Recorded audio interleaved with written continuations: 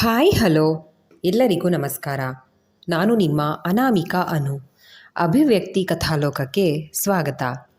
ಇನ್ನೂ ಯಾರೆಲ್ಲ ಈ ಚಾನಲ್ಗೆ ಸಬ್ಸ್ಕ್ರೈಬ್ ಆಗಿಲ್ಲ, ದಯವಿಟ್ಟು ಸಬ್ಸ್ಕ್ರೈಬ್ ಮಾಡಿಕೊಂಡು ಪ್ರೋತ್ಸಾಹ ನೀಡಿ.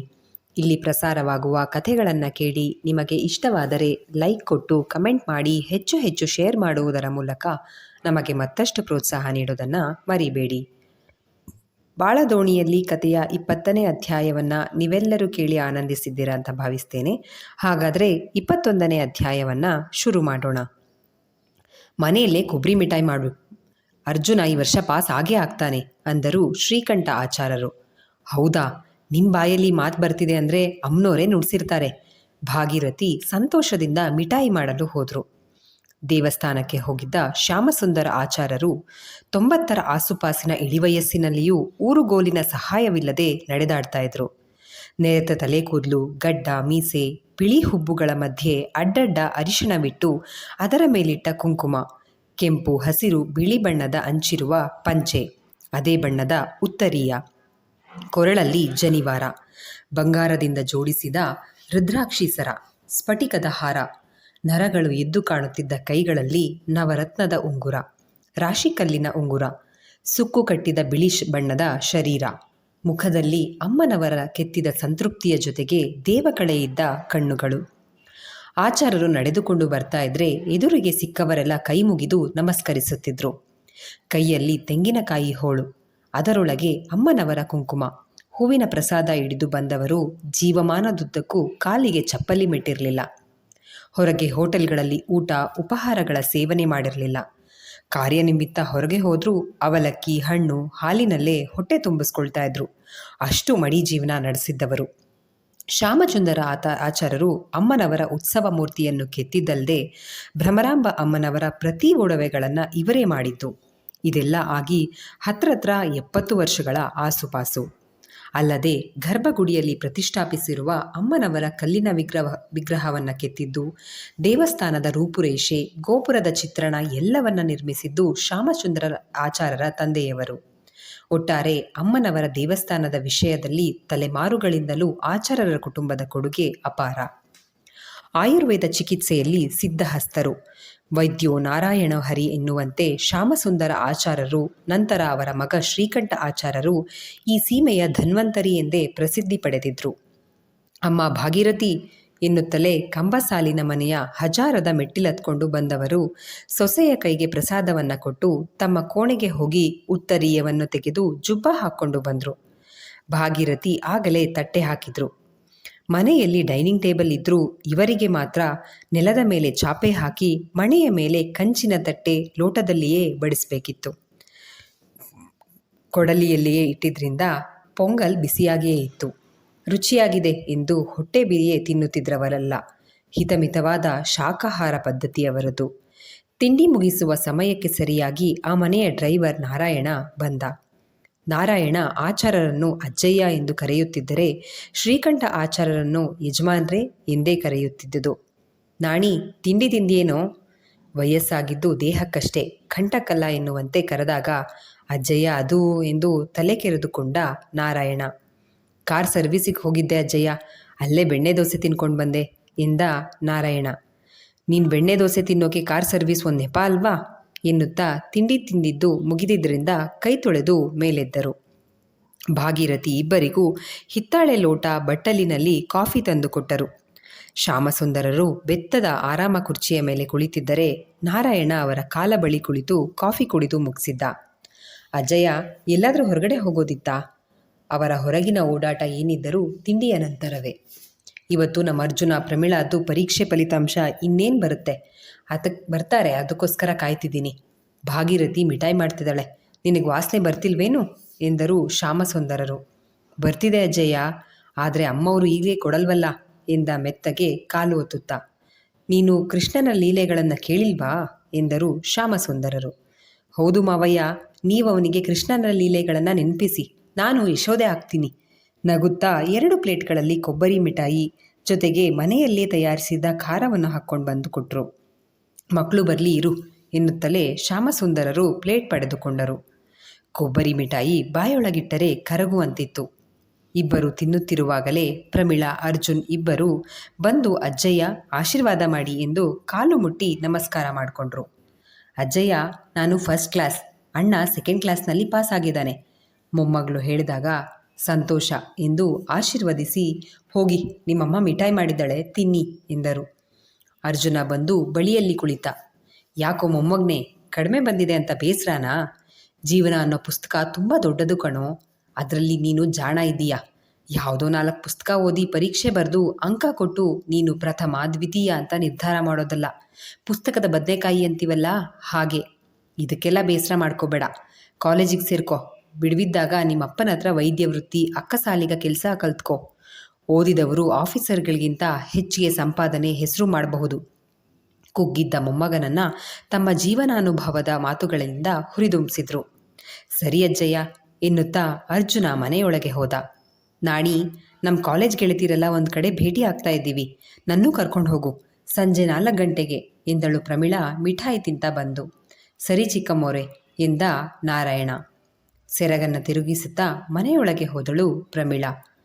ಅವಳು ಹೋದ ಕಡೆಯೇ ನೋಡುತ್ತಿದ್ದರು ಶ್ಯಾಮಸುಂದರರು. ಹೊರಗೆ ಹೋಗಿದ್ದ ಶ್ರೀಕಂಠ ಆಚಾರ್ಯರು ಬಂದು, ಅಪ್ಪಯ್ಯ, ಕೊನೆ ಮನೆ ಕಲ್ಲೇಶಿ ಹೆಂಡತಿ ಯಾಕೋ 2 ದಿನದಿಂದ ವಿಚಿತ್ರವಾಗಿ ಆಡ್ತಿದ್ದಾಳಂತೆ, ನಿಮಗೆ ಬರೋಕೆ ಹೇಳಿದ್ರು, ಬನ್ನಿ ಹೋಗ್ಬರೋಣ ಎಂದರು. ನೀನು ಹೋಗಿ ಪರೀಕ್ಷೆ ಮಾಡಿ ಬಂದ ಅಂದರು ಶ್ಯಾಮಸುಂದರರು. ನೋಡ್ದೆ ಅಪ್ಪಯ್ಯ, ಗಾಳಿ ಸೋಕಿದ ರೀತಿ ಅನ್ನಿಸ್ತಿದೆ, ನೀವು ಒಂದ್ಸಾರಿ ಬಂದು ನೋಡಿದರೆ ಒಳ್ಳೇದಿತ್ತು ಎಂದರು ಶ್ರೀಕಂಠ ಆಚಾರ್ಯರು. ಸರಿ ನಡಿ ಹೋಗೋಣ. ನಾಣಿ, ಗಾಡಿ ತೆಗಿ. ಶ್ಯಾಮಸುಂದರರು ಹೆಗಲ ಮೇಲೆ ಶಲ್ಯವನ್ನು ಹಾಕ್ಕೊಳ್ತಾ ಹೇಳಿದರು. ಅರ್ಜುನ, ಬಾ ಇಲ್ಲಿ ಎಂದು ಕರೆದುಕೊಂಡು ಹೋಗಿ, ಬೇಗ ಇದನ್ನು ಲೇಹ್ಯ ಮಾಡ್ಕೊಂಡು ಬಾ ಎಂದು ಶ್ರೀಕಂಠ ಆಚಾರ್ಯರು ಕೂಡ ಕಾರತ್ತಿಕೊಂಡು ಹೋದರು. ಅರ್ಜುನ ತಂದೆ ತೋರಿಸಿದ ಔಷಧಿ ಸಸ್ಯವನ್ನು ಅರೆಯುತ್ತಾ ಕುಳಿತಿದ್ರೆ ಅಲ್ಲಿಗೆ ಬಂದ ಪ್ರಮೀಳಾ ಅಣ್ಣನ ಬಳಿ ಆ ಸಸ್ಯದ ವಿಶೇಷತೆಯನ್ನು ವಿಚಾರಿಸ್ತಾ ಇದ್ಲು. ಕಾಲೇಜು ಓದುವ ಹುಡುಗಿ ಪೇಟೆಯ ಇಂಗ್ಲಿಷ್ ಮೆಡಿಸಿನಿನ ಆಸ್ಪತ್ರೆಗಳು, ಎಕ್ಸ್ರೇ, ECG, ಸ್ಕ್ಯಾನಿಂಗ್, ಆಪರೇಷನ್ ಎಲ್ಲದೂ ತಿಳಿದವಳು. ಆದರೆ ಯಾರಾದರೂ ಕೈಕಾಲು ಮೂಳೆ ಮುರಿದುಕೊಂಡು ಬಂದರೆ ಯಾವ ಎಕ್ಸರೆಯನ್ನೂ ಮಾಡದೆ ಮೂಳೆಗೆ ಪಟ್ಟಾಕುತ್ತಿದ್ದ, ಹೊಟ್ಟೆಯೊಳಗಿನ ನೋವುಗಳಿಗೆ ಸ್ಕ್ಯಾನಿಂಗ್ ಮಾಡದೆ ಔಷಧಿ ನೀಡುತ್ತಿದ್ದ, ರಕ್ತ ಪರೀಕ್ಷೆಯನ್ನೇ ಮಾಡದೆ ಮದ್ದು ಕೊಡುತ್ತಿದ್ದ ಅಪ್ಪ ಅಜ್ಜ ಕಲಿತಿದ್ದ ಭಾರತೀಯ ಆಯುರ್ವೇದವನ್ನು ನಿಬ್ಬೆರಗಾಗಿ ನೋಡುತ್ತಲೇ ಬೆಳೆದ ಹುಡುಗಿಗೆ ಸಹಜವಾಗಿಯೇ ಆಸಕ್ತಿ ಬೆಳೆದಿತ್ತು. ಅಣ್ಣನ ಅಭ್ಯಾಸದ ವೇಳೆ ಅವನಿಗೆ ಸಹಾಯ ಮಾಡುತ್ತಾ ತಾನು ಕೂಡ ಅಲ್ಪ ಸ್ವಲ್ಪ ಕಲಿತಿದ್ಲು. ಆಗಾಗ ಅಜ್ಜಯ್ಯನ ಬಳಿ ತನ್ನ ಕುತೂಹಲದ ಪ್ರಶ್ನೆಗಳನ್ನು ಕೇಳ್ತಾ ಇದ್ಲು. ನೋಡು ಮಗು, ವಿಜ್ಞಾನಿಗಳು ಅದೇನೋ ರಾಕೆಟ್ಟು, ಉಪಗ್ರಹ ಕಂಡಿಡ್ದು ಉಡಾವಣೆ ಮಾಡಿ ಗ್ರಹಗಳನ್ನು ಕಂಡಿಡ್ದು ಅವಕ್ಕೆ ಹೆಸರಿಡೋಕೆ ಮುಂಚೆನೇ ನಮ್ಮ ದೇಹದಲ್ಲಿ ಬಾಹ್ಯಾಕಾಶ ಅಧ್ಯಯನ ನಡೆದಿತ್ತು. ನಕ್ಷತ್ರ, ಗ್ರಹಗಳ ಚಲನೆ ಮೇಲೆ ಪಂಚಾಂಗ ಬರಿತಾ ಇದ್ವಿ. ಸನಾತನ ಭಾರತ ವೈಜ್ಞಾನಿಕವಾಗಿ ತುಂಬ ಮುಂದೆ ಇದೆ, ಅದು ಈಗಿನವರಿಗೆ ಗೊತ್ತಿಲ್ಲ. ನಮ್ಮ ದೇಶದ ಸಂಪತ್ತನ್ನೇ ಅಲ್ವಾ, ಜ್ಞಾನವನ್ನೇ ಕೂಡ ನಕಲು ಮಾಡಿ ನಾವೇ ಮೊದಲಿಗರು ಅಂತ ಅವರ ಹೆಸರಿಟ್ಕೊಂಡು ಬೀಗ್ತಾ ಇದ್ದಾರೆ ವಿದೇಶಿಗರು. ನಿಂಗೊಂದು ವಿಷಯ ಗೊತ್ತಾ? ಅದೇನದು ಪ್ರಣಾಳ ಶಿಶು, ಅದನ್ನು ಯಾವುದೋ ದೇಶದ ವಿಜ್ಞಾನಿ ಕಂಡುಹಿಡಿದಿದ್ದು ಅಂತಾರಲ್ವಾ. ಮಹಾಭಾರತ ಕಾಲದಲ್ಲೇ ನಮ್ಮ ದೇಶದಲ್ಲಿ ಪ್ರಣಾಳ ಶಿಶುಗಳ ಜನನ ಆಗಿದೆ. ಕೌರವರು ಪ್ರಣಾಳ ಶಿಶುಗಳು. ಮಡಕೆಯಲ್ಲಿ ಗರ್ಭದ ರೀತಿ ಪರಿಸರ ನಿರ್ಮಾಣ ಮಾಡಿದ್ದು ಗೊತ್ತಾ? ಇವಾಗಿನ ಆರ್ಕಿಟೆಕ್ಟ್, ಸಿವಿಲ್ ಇಂಜಿನಿಯರ್ಗಳು ನಮ್ಮ ಆಗಿನ ವಾಸ್ತುತಜ್ಞರ ಮುಂದೆ ಸೊನ್ನೆ. ಆ ಸೊನ್ನೆ ಕೂಡ ನಮ್ಮ ಭಾರತೀಯರ ಸಂಶೋಧನೆ.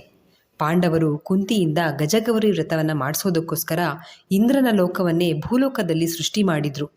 ವಿಶ್ವಕರ್ಮ ಮಹಾನ್ ವಾಸ್ತುತಜ್ಞ, ಅವನ ವಂಶಜರು ನಾವು. ಧನ್ವಂತ್ರಿ ನಮ್ಮ ವೈದ್ಯರ ದೈವ. ರಾಜರುಗಳ ಕಾಲದ ಶಿಲ್ಪಿಗಳು, ಅಮರ ಶಿಲ್ಪಿ ಜಕಣಾಚಾರಿ, ನಮ್ಮ ರಾಜರುಗಳು ಕಟ್ಟಿಸಿರೋ ದೇವಸ್ಥಾನಗಳು, ಏಕಶಿಲಾ ಕೆತ್ತನೆಗಳು, ಅಣುಶಾಸ್ತ್ರವನ್ನು ವಿವರಿಸುವ ಬಾದಾಮಿ, ಚಾಲುಕ್ಯರ ನಟರಾಜ ವಿಗ್ರಹ, ವಿಷ್ಣುಚಕ್ರ, ಹೊಯ್ಸಳರ ಬೇಲೂರು, ಹಳೇಬೀಡು, ಅಜಂತ, ಎಲ್ಲೋರ, ಹಂಪೆ, ಗಂಗರು, ಚೋಳರು, ಚಾಲುಕ್ಯರು, ರಾಷ್ಟ್ರಕೂಟರು, ಹೊಯ್ಸಳರು, ವಿಜಯನಗರದ ಅರಸರು. ಇದು ಬರೀ ಸಣ್ಣ ಉದಾಹರಣೆಯಷ್ಟೇ. ಇಂಥ ನೂರಾರು ಉದಾಹರಣೆಗಳು ಇದ್ದಾವೆ. ಎಲ್ಲರಿಗಿಂತ ವಿದ್ಯಾವಂತರು, ಜ್ಞಾನಿಗಳು ನಮ್ಮ ಸನಾತನ ಭಾರತೀಯರು. ಇದು ಬರೀ ಸಣ್ಣ ಉದಾಹರಣೆ ಅಷ್ಟೇ. ಇಂಥ ನೂರಾರು ಉದಾಹರಣೆಗಳು ಇದ್ದಾವೆ. ಎಲ್ಲರಿಗಿಂತ ವಿದ್ಯಾವಂತರು, ಜ್ಞಾನಿಗಳು ನಮ್ಮ ಸನಾತನ ಭಾರತೀಯರು.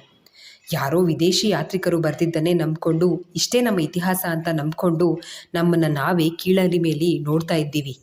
ಭೀಮ, ಅರ್ಜುನ, ಘಟೋತ್ಕಚ, ದುರ್ಯೋಧನ, ರಾವಣ, ಆಂಜನೇಯ ಇವರೆಲ್ಲ ಅಜಾನುಬಾಹುಗಳು. 100 ವರ್ಷ ಬಾಳಿ ಬದುಕಿದವರು. ದೇವರು ರಾಕ್ಷಸರನ್ನ ಕಲ್ಪನೆ ಅಂತ ಅಲ್ಲಗೆಳೆಯೋ ಎಡಪಂಥೀಯರ ನಡುವೆ ಸಿಲುಕಿದ್ದೀವಿ ನಾವು. 100 ಅಡಿ ಎತ್ತರದ ಟನ್ಗಟ್ಟಲೆ ತೂಗೋ ಬಂಡೆಗಳನ್ನು ಅಷ್ಟೊಂದು ಎತ್ತರಕ್ಕೆ ಹೇಗೆ ತಗೊಂಡೋದ್ರು? ಕ್ರೇನುಗಳ ಸಹಾಯ ಇಲ್ಲದೆ ಅಂತ ಬಾಯಿ ಮೇಲೆ ಬೇಳಿಟ್ಕೊಂಡು ನೋಡಬೇಕು. ಎತ್ತರದ ಕಂಬದ ಕೆಳಗೆ ಕರವಸ್ತ್ರನ ಈ ಕಡೆಯಿಂದ ಆ ಕಡೆ ತೆಗೆಯೋ ಹಾಗೆ ಅದ್ಯಾವ ಕೋನದಲ್ಲಿ ನಿಲ್ಲಿಸಿದ್ರು? ಸಂಗೀತ ನುಡಿಸೋ ಕಂಬಗಳು, ಕಲ್ಲಲ್ಲೇ ಸೀಕ್ರೆಟ್ ಲಾಕರ್ ರೀತಿ ಕೆತ್ತನೆ, ಅದೆಷ್ಟು ಜ್ಞಾನಿಗಳಾಗಿದ್ರು. 1000 ವರ್ಷ ಕಳೆದ್ರೂ ತುಕ್ಕು ಹಿಡಿಯದ ಹಾಳಾಗದ ಲೋಹದ ಕಂಬಗಳು, ಅದೆಂಥ ಧಾತುಗಳನ್ನು ಬೆರೆಸಿದ್ರು. ಉಪಗ್ರಹಗಳಿಲ್ಲದೆ ನಕ್ಷತ್ರ ಗ್ರಹಗಳ ಚಲನೆಯ ಅಧ್ಯಯನ, ಭೂಲೋಕದಿಂದ ದೇವಲೋಕಕ್ಕೆ ದಾರಿ, ವಿಷ್ಣುವಿನ ಕ್ಷೀರಸಾಗರ, ಸ್ವರ್ಗ ನರಕ ಪಾತಾಳದ ಪರಿಕಲ್ಪನೆ. ವಿಮಾನ ಕಂಡುಹಿಡಿದವರು ರೈಟ್ ಬ್ರದರ್ಸ್. ಆದರೆ ನಮ್ಮ ಪುಷ್ಪಕ ವಿಮಾನ, ಈಗಿನ ಮಹಾಭಾರತದ ಕುರುಕ್ಷೇತ್ರ ಚಕ್ರವ್ಯೂಹ, ಅದು ಹರಿದ ರಕ್ತದಿಂದ ಇಂದಿಗೂ ಹಸಿ ಇರುವ ಕುರುಕ್ಷೇತ್ರದ ಮಣ್ಣು. ಕುರುಕ್ಷೇತ್ರದ ಯುದ್ಧದ ಸಮಯದಲ್ಲಿ ಹರಿದ ರಕ್ತದಿಂದ ಇಂದಿಗೂ ಮಣ್ಣು ಹಸಿ ಇದೆ ಎಂದು ಗೆಳೆಯನೊಬ್ಬ ಹೇಳಿದ್ದನ್ನು ಇಲ್ಲಿ ಬಳಸಿದ್ದೇನೆ. ತಪ್ಪಿದ್ದರೆ ಕ್ಷಮಿಸಿ. ಹೀಗೆ ಹೇಳ್ತಾ ಹೋದರೆ ನಮ್ಮ ಭಾರತ ಕೌತುಕಗಳ ಸಾಗರ. ಅಜ್ಜ ಶ್ಯಾಮಸುಂದರರು ಅಪ್ಪಟ ದೇಶಪ್ರೇಮಿ, ಧರ್ಮದ ಬಗ್ಗೆ ಅಪಾರ ಅಭಿಮಾನ ಗೌರವ ಹೊಂದಿದ್ದವರು. ಮನೆಯೇ ಮೊದಲ ಪಾಠಶಾಲೆ. ಶ್ಯಾಮಸುಂದರರು ತಮ್ಮ ಮೊಮ್ಮಕ್ಕಳಿಗೆ ಒಳ್ಳೆಯ ಸಂಸ್ಕಾರ ಕಲಿಸಿದ್ರು. ಕಾರು ಇನ್ನೇನು ಬ್ರಹ್ಮಗಿರಿಯನ್ನು ತಲುಪಲು 10-15 ಕಿಲೋಮೀಟರ್ ದೂರದಲ್ಲಿತ್ತು. ಅಜ್ಜ, ಅಪ್ಪ, ಅಮ್ಮ ಮತ್ತು ಅಣ್ಣನನ್ನು ನೆನಪು ಮಾಡಿಕೊಂಡ ಪ್ರಮೀಳಾ ಕಣ್ಣುಗಳಲ್ಲಿ ನೀರಾಡಿತ್ತು. ಬೇಡವೆಂದುಕೊಂಡ್ರೂ ಮನಸ್ಸು ಮತ್ತೆ ನೆನಪುಗಳಿಗೆ ಜಾರಿತ್ತು. ಅರ್ಜುನ ಲೇಹ್ಯದೊಂದಿಗೆ ಕೊನೆ ಮನೆಗೆ ಹೋಗುವಾಗ, ಅಣ್ಣ ನಾಣಿನ ಕಳಿಸು, ನಾನು ಗೆಳತಿಯರನ್ನ ಭೇಟಿಯಾಗೋಕೆ ಹೋಗಬೇಕು ಎಂದರೆ ಪ್ರಮೀಳಾ ಸೈಕಲ್ ಹತ್ಕೊಂಡು ಹೋಗ್ತಾ ಅರ್ಜುನ ಆಗಲೆಂದು ಹೇಳಿ ಹೋದ. ದಾವಣಿ ಉಟ್ಟುಕೊಂಡು 2 ಜಡೆಯನ್ನು ಬಿಚ್ಚಿ ಈಗ ನಾಗರ ಜಡೆ ಹಾಕ್ಕೊಂಡು ಅಮ್ಮ ಹೂ ಎನ್ನುತ್ತಾ ಕೂಗಿ 4 ಎಳೆ ಕನಕಾಂಬರ ಮುಡಿದು ತಯಾರಾಗುವಷ್ಟರಲ್ಲಿ ನಾಣಿ ಬಂದಿದ್ದ. ಕೈಯಲ್ಲೊಂದು ಪರ್ಸ್ ಹಿಡಿದು ಅಮ್ಮ ಹೋಗ್ಬರ್ತೀನಿ ಎಂದು ಕೂಗುತ್ತಲೇ ಹಜಾರದ ಮೆಟ್ಟಿಲಿಳುತ್ತಿದ್ದರೆ ಕಾಲಲ್ಲಿದ್ದ ಗೆಜ್ಜೆ ತಾಳಕ್ಕೆ ತಕ್ಕಂತೆ ಸದ್ದು ಮಾಡ್ತಾ ಇದ್ವು. ಕಾರಲ್ಲಿ ಮುಂದಿನ ಸೀಟಲ್ಲಿ ಕುಳಿತು ನಡಿ ನಾಣಿ ಎಂದಳು ಪ್ರಮೀಳಾ. ಅಮ್ಮೋರೆ ಎಲ್ಲಿಗೆ ಅಂತ ಹೇಳಿಲ್ಲ ಎಂದಾಗ ನಾಣಿ ಅಶೋಕ ಹೋಟೆಲ್ ಅಂದಳು ಪ್ರಮೀಳಾ. ಹೋಟೆಲ್ ಮುಂದೆ ಕಾರು ನಿಲ್ಲಿಸಿ ಅಮ್ಮೋರೆ ಹೋಟೆಲ್ ಬಂತು. ಕಣ್ಮುಚ್ಚಿ ಕುಳಿತಿದ್ದವಳನ್ನು ಎಚ್ಚರಿಸಿ ಹೇಳಿದರೆ ಕಾರನ್ನು ಪಾರ್ಕ್ ಮಾಡು ಅಂದಳು ಪ್ರಮೀಳಾ. ನಾನು ಕಾರಲ್ಲೇ ಕಾಯ್ತಿರ್ತೀನಿ, ನೀವು ಹೋಗಿ ಅಂದ ನಾರಾಯಣ. ನಾನು ಹೇಳಿದ್ದು ಕಾರ್ ಪಾರ್ಕ್ ಮಾಡಿ ಬಾ ಅಂತ ಆರ್ಡರ್ ಮಾಡಿ ಹೇಳಿದಾಗ ನಾನಾ ಎನ್ನುತ್ತಲೇ ಕಾರ್ ಪಾರ್ಕ್ ಮಾಡಿ ಬಂದ ನಾರಾಯಣ. ಅಮ್ಮೋರೆ ನಿಮ್ಗೆ ಗೆಳತಿರು ಕಾಣಿಸ್ತಿಲ್ಲ ಎಂದಾಗ ನಾಣಿ ಪ್ರಮೀಳಾ ಅಂತ ಕರಿ, ಇಂಥ ಹೋಟೆಲಿಗೆ ಬಂದರೂ ಅಮ್ಮೋರೆ ಅಂತೀಯಾ ಸಿಡುಕಿದಳು ಪ್ರಮೀಳಾ. ಒಂದು ಫ್ಯಾಮಿಲಿ ಟೇಬಲ್ ಬಳಿ ಹೋಗಿ ತಾನೂ ಕುಳಿತು ನಾಣಿಗೂ ಕೂರಲು ಹೇಳಿದ್ಲು ಪ್ರಮೀಳಾ. ಚೌಚೌಬಾತ್ ಜೊತೆಗೆ ಹಾರ್ಲಿಕ್ಸ್ ಆರ್ಡರ್ ಮಾಡಿದ್ಲು. ಅಮ್ಮೋರೆ ನಿಮ್ಮ ಗೆಳತೀರು ಮತ್ತೊಮ್ಮೆ ಕೇಳಿದ ನಾಣಿ. ನಾಣಿ ಮನೆಯಲ್ಲಿ ಸುಳ್ಳು ಹೇಳಿದೆ ಗೆಳತೀರನ್ನ ಭೇಟಿಯಾಗಬೇಕು ಅಂತ, ಯಾರೂ ಬರಲ್ಲ ಎಂದಾಗ ನಾರಾಯಣನಿಗೆ ಪಿಚ್ಚೆನ್ನಿಸಿತು. ಟೇಬಲ್ ಮೇಲಿದ್ದ ಅವನ ಹಸ್ತದ ಮೇಲೆ ತನ್ನ ತಣ್ಣನೆ ಹಸ್ತವನ್ನಿಟ್ಟು ಮನೆಯಲ್ಲಿ ಸುಳ್ಳೇಳ್ದೆ ಅಂತ ಕೋಪನ ನಾಣಿ, ಇಲ್ಲ ಅಂದಿದ್ರೆ ಕಳಿಸ್ತಾ ಇರಲಿಲ್ಲ, ಎಲ್ಲ ನಿನಗೋಸ್ಕರ ಎಂದಳು ಪ್ರಮೀಳಾ. ನನಗೋಸ್ಕರನಾ? ಅರ್ಥವಾಗದೆ ಮುಖ ನೋಡಿದ ನಾರಾಯಣ. ನಾನು ಪಾಸ್ ಆಗಿದ್ದೀನಲ್ಲ ಅದಕ್ಕೆ ಪಾರ್ಟಿ ಕೊಡ್ಸಕ್ಕೆ ಎಂದಳು ಪ್ರಮೀಳಾ. ಆರ್ಡರ್ ಮಾಡಿದ್ದ ಚೌಚೌ ಹಾರ್ಲಿಕ್ಸ್ ಬಂದಿತ್ತು. ನಾರಾಯಣನಿಗೆ ಏನೂ ಮಾತನಾಡಲು ತೋಚಲಿಲ್ಲ. ತಿಂದು ಮುಗಿಸಿ ಬಿಲ್ ತೆತ್ತು ಹೊರಗೆ ಬಂದರು. ಕಾರಿನಲ್ಲಿ ಕೂತು ಅಮ್ಮೋರೆ ನೀವು ಹೀಗೆ ಸುಳ್ಳೇಳಬಾರ್ದಾಗಿತ್ತು. ನಾರಾಯಣನಿಗೆ ತಪ್ಪಿತಸ್ಥ ಭಾವ. ಇತ್ತೀಚೆಗೆ ಪ್ರಮೀಳಾ ನಡತೆಯಲ್ಲಿ ಬದಲಾವಣೆಗಳನ್ನು ಗಮನಿಸಿದ್ದ. ಮುಖಕ್ಕೆ ನೇರವಾಗಿ ಹೇಳಲು ಅನ್ನ ಆಶ್ರಯ ಕೊಟ್ಟ ಮನೆಯ ಚಿಕ್ಕೆಜಮಾನಿ. ಅವರು ಕಾಲಲ್ಲಿ ತೋರಿಸಿದ್ದನ್ನು ತಲೆ ಮೇಲೆ ಹೊತ್ತು ಮಾಡಬೇಕಿರೋ ಸೇವಕ ನಾನು. ಆದರೆ ಚಿಕ್ಕಮ್ಮವ್ರ ವರ್ತನೆ ಬೇರೆ ಥರನೇ ಇದೆಯಲ್ಲ ಅನ್ನಿಸಿ ತನ್ನೊಳಗೆ ತರ್ಕಿಸಿದರು. ಮನಸ್ಸು ಹೇಳಿದರೂ ಮೆದುಳು ಒಪ್ಪಲು ತಯಾರಿರಲಿಲ್ಲ. ಹೇಳಿದ್ದೆ ಎಸ್ಸರ್ತಿ ಹೇಳಬೇಕು ನಾಣಿ, ನಡಿ ಊರಿನ ಕಡೆ ಕಾರ್ ತಿರುಗಿಸು. ಮನೇಲಿ ಕೇಳಿದ್ರೆ ಗೆಳತಿಯರು ಸಿಕ್ಕಿದ್ರು ಅಂತ ಹೇಳಬೇಕು ಗೊತ್ತಾಯ್ತಾ ಎಂದಾಗ ಇಲ್ಲವೆನ್ನಲಾಗದೆ ಒಲ್ಲದ ಮನಸ್ಸಿನಿಂದಲೇ ತಲೆಯಾಡಿಸಿದ್ದ ನಾರಾಯಣ. ಬಿಳಿ ಬಣ್ಣದ ಅಂಬಾಸಿಡರ್ ಕಾರು ಬ್ರಹ್ಮಗಿರಿಯಲ್ಲಿ ಮೊದಲು ತಂದದ್ದು ಶ್ಯಾಮಸುಂದರ ಆಚಾರರ ಮನೆಯಲ್ಲಿ. ಅರ್ಜುನ ಲೇಹ್ಯ ತೆಗೆದುಕೊಂಡು ಹೋಗುವಷ್ಟರಲ್ಲಿ ಶ್ಯಾಮಸುಂದರರು ಪರೀಕ್ಷಿಸಿದ್ದರು. ಉರಿ ಮಂಡಲ ಹಾವು ಕಚ್ಚಿದ್ರಿಂದ ದೇಹದಲ್ಲಿನ ಉರಿ ತಾಳಲಾರದೆ ಆಕೆ ವಿಚಿತ್ರವಾಗಿ ಆಡ್ತಾ ಇದ್ಲು. ಕಷಾಯ ಕುಡಿಸಿ ವಾಂತಿ ಮಾಡಿಸಿ ವಿಷವನ್ನೆಲ್ಲ ಹೊರಹಾಕಿಸಿ ಕಚ್ಚಿದ್ದ ಜಾಗಕ್ಕೆ ಲೇಹ್ಯ ಸವರಿದಾಗ ಮಂಜುಗಡ್ಡೆ ಇಟ್ಟಂತೆ ತಣ್ಣನೆ ಅನುಭವ. ಕಾಲೆಲ್ಲ ಹಸಿರು ಬಣ್ಣಕ್ಕೆ ತಿರುಗಿದೆ. ವಿಷ ಏರಿ ಕಷಾಯ ಕುಡಿಸಿ ವಾಂತಿ ಮಾಡಿಸಿರೋದ್ರಿಂದ ವಿಷ ಏನಿಲ್ಲ ಒಳಗಡೆ. ಇಳಿಯೋಕೆ ಸ್ವಲ್ಪ ಸಮಯ ತಗೊಳ್ಳುತ್ತೆ. ಸಮಯ ಸರಿದಂತೆ ದೇಹದ ಬಣ್ಣ ಯಥಾಸ್ಥಿತಿಗೆ ತಿರುಗುತ್ತೆ. ಗಾಬರಿ ಪಡೋ ಅಂಥದ್ದೇನಿಲ್ಲ. ಇವತ್ತು ರಾತ್ರಿ ಉಪವಾಸ ಇರಲಿ, ಶ್ಯಾಮಸುಂದರರು ಚಿಕಿತ್ಸೆಯ ಬಳಿಕ ಹೇಳಿದರು. ಮನೆಯವರು ಕೃತಜ್ಞತೆಯಿಂದ ಕೈ ಮುಗಿದು ಎಲೆ ಅಡಕೆ ಜೊತೆ ಚಿಕಿತ್ಸೆ ಎಂದೆಂದು ಕಾಣಿಕೆ ಇಟ್ಟುಕೊಟ್ರು. ಅಪ್ಪ, ಮಗ, ಮೊಮ್ಮಗ ಮೂವರು ನಡೆದೇ ಮನೆಗೆ ಸಾಗಿದ್ರು. ಪ್ರಮೀಳಾ, ನಾರಾಯಣ ಕೂಡ ಮನೆಗೆ ಬಂದಿದ್ರು. ನಾರಾಯಣನೆನ್ನೇನು ಮನೆಯ ಕೆಲಸದವನೆಂದು ಕಂಡಿರಲಿಲ್ಲ. ಒಟ್ಟಿಗೆ ಊಟಕ್ಕೆ ಕೂರಿಸ್ಕೊಂಡಾಗ, ಶ್ರೀಕಂಠ, ನಾಣಿಗೆ ಮದುವೆ ಮಾಡಬೇಕು ಕಣೋ, ಅವನಂತೂ ಬಾಯಿ ಬಿಟ್ಟು ಕೇಳಲ್ಲ ಎಂದರು ಶ್ಯಾಮಸುಂದರರು. ನೀವು ಹೇಳ್ದಾಗೆ ಆಗಲಿ ಅಪ್ಪಾಜಿ, ನಾನು ಕನ್ಯೆ ನೋಡ್ತೀನಿ ಎಂದರು ಶ್ರೀಕಂಠ ಆಚಾರರು. ಅಮ್ಮನಿಗೆ ಬಡಿಸಲು ಅಡುಗೆ ಮನೆಯಲ್ಲಿ ಸಹಾಯ ಮಾಡುತ್ತಿದ್ದ ಪ್ರಮೀಳಾ ಈ ಮಾತಿನಿಂದ ಕುಪಿತಳಾಗಿ ಸಾರು ಬಡಿಸಲು ಬಂದಾಗ ಬೇಕೆಂದೇ ನಾರಾಯಣನ ಎಲೆಗೆ ಹೆಚ್ಚು ಸಾರು ಬಡಿಸಿದ್ಲು. ಅಮ್ಮ, ಇವಳನ್ನು ಬಡಿಸೋಕೆ ಯಾಕೆ ಕಳಿಸಿದೀಯಾ? ಇಲ್ಲಿ ನೋಡು, ನಾಣಿಗೆ ಎಷ್ಟು ಸಾರು ಬಡಿಸಿದ್ದಾಳೆ. ಅನ್ನದ ಕಟ್ಟೆ ಒಡೆದು ಎಲೆ ದಾಟಿ ಹರ್ಕೊಂಡು ಹೋಗ್ತಿದೆ. ಪಕ್ಕದಲ್ಲಿ ಕುಳಿತಿದ್ದ ಅರ್ಜುನ ಹೇಳಿದ. ಅನ್ನದ ಪಾತ್ರೆ ತಂದು, ನಾಣಿ, ಇನ್ನು ಸ್ವಲ್ಪ ಅನ್ನ ಬಡಿಸ್ತೀನಿ, ಸಾರಿಗೆ ಹೊಂದಿಕೆ ಆಗೋ ಹಾಗೆ ಎಂದು ಭಾಗೀರಥಿ ಪ್ರೀತಿಯಿಂದ ಬಡಿಸಿದ್ರೆ ನಾಣಿಯ ಕಣ್ಣುಗಳಲ್ಲಿ ನೀರಾಡಿತ್ತು. ಯಾರಿಲ್ಲದ ಅನಾಥ ನನ್ನನ್ನು ಎಷ್ಟು ಪ್ರೀತಿಯಿಂದ ನೋಡ್ಕೋತಾರೆ. ಮನೆ ಮಗನ ಸಮಾನವಾಗಿ. ಚಿಕ್ಕಮ್ಮವರ ಬಗ್ಗೆ ನಾನು ಯಾರ ಹತ್ರನೂ ಹೇಳೋಕ್ಕಾಗಲ್ಲ. ಈ ಮನೆ ಉಪ್ಪು ತಿಂದಿದ್ದೀನಿ, ಆ ಋಣ ನನ್ನ ಮೇಲಿದೆ. ನನ್ನಿಂದ ಯಾವುದೇ ತಪ್ಪಾಗದೇ ಇರಲಿ. ನಾನು ಇಲ್ಲೇ ಇದ್ದರೆ ತಾನೇ ಚಿಕ್ಕಮ್ಮವ್ರು ಹೀಗೆ ವರ್ತಿಸೋದು.